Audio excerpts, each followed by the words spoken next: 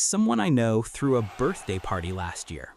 Not a huge event, dinner, maybe 12 people, a restaurant they'd booked weeks in advance. And one of the guests, a guy who had more than 8,000 followers, posted about it beforehand. Story, countdown, the whole thing. And by the time the night actually happened, he'd spent most of it with his phone out. Angling shots of the food, checking who'd viewed the story so far.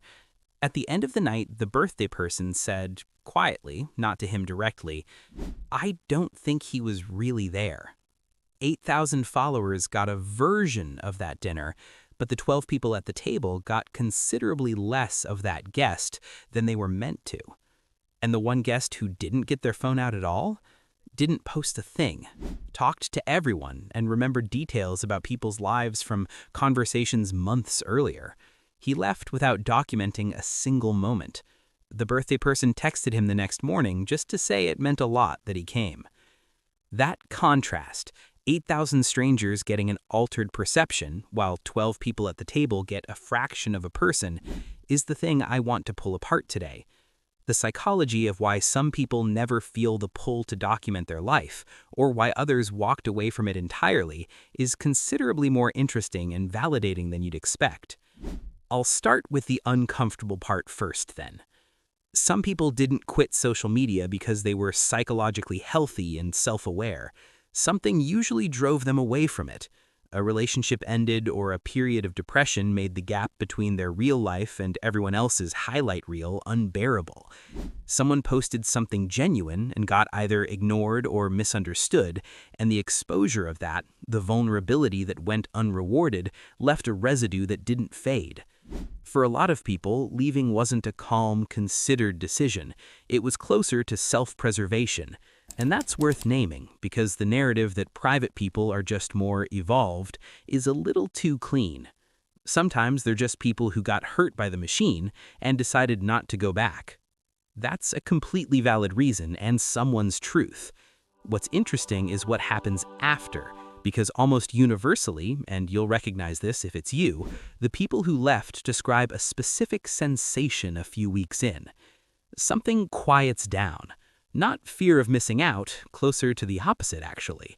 Like a background noise you'd stopped noticing was suddenly gone, and you realize you hadn't heard silence in years.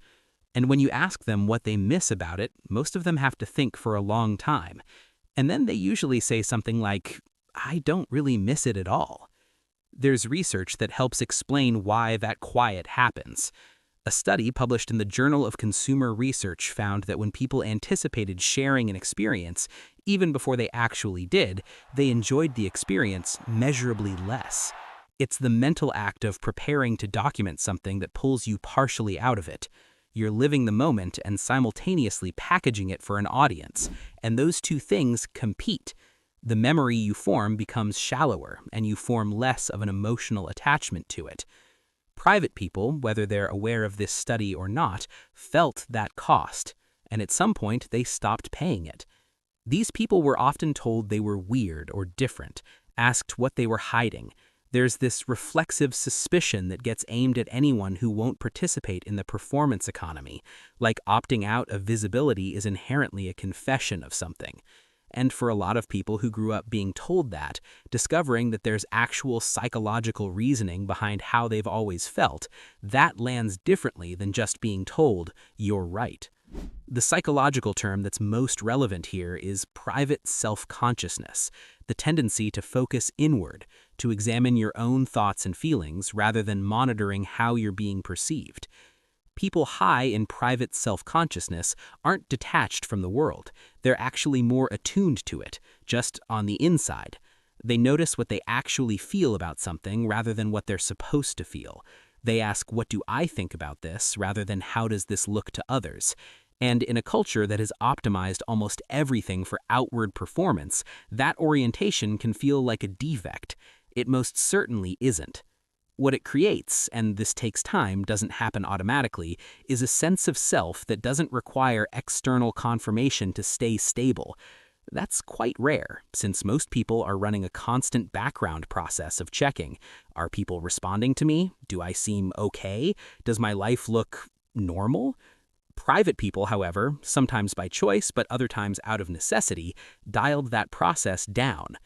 The social cost of that is real, and I want to acknowledge it honestly. Not posting in a world built around it creates a specific kind of friction.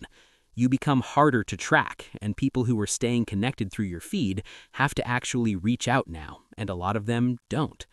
Some friendships quietly dissolve through neglect because the low-effort connection point is gone.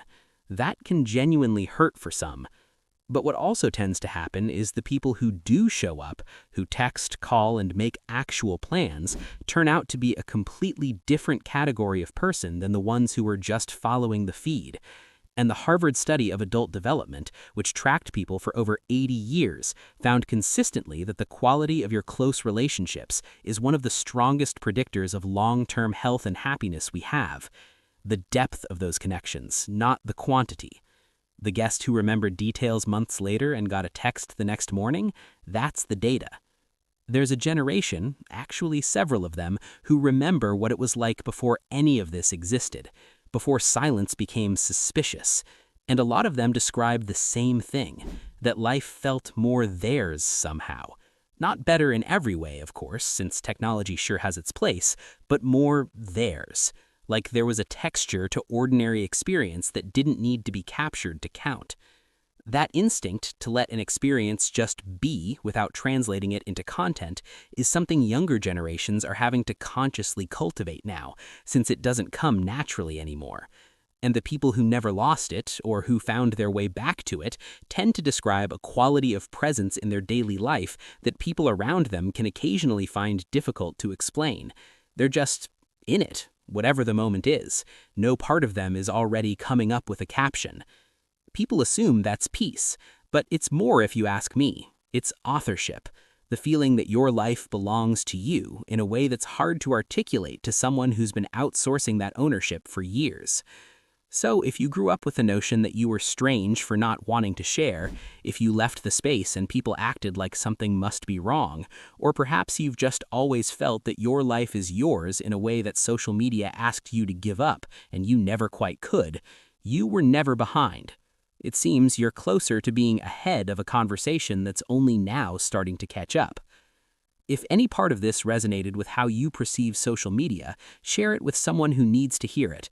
Also, you're probably someone who thinks deeply about this stuff, which means you'll find a lot more value with my other Psychology Simplified videos on the screen now. Subscribe and hit the notification bell if you haven't already to not miss an upload. Also, click the join button if you want to help keep these psychology deep dives going. Your support is much appreciated. I'll see you in the next one.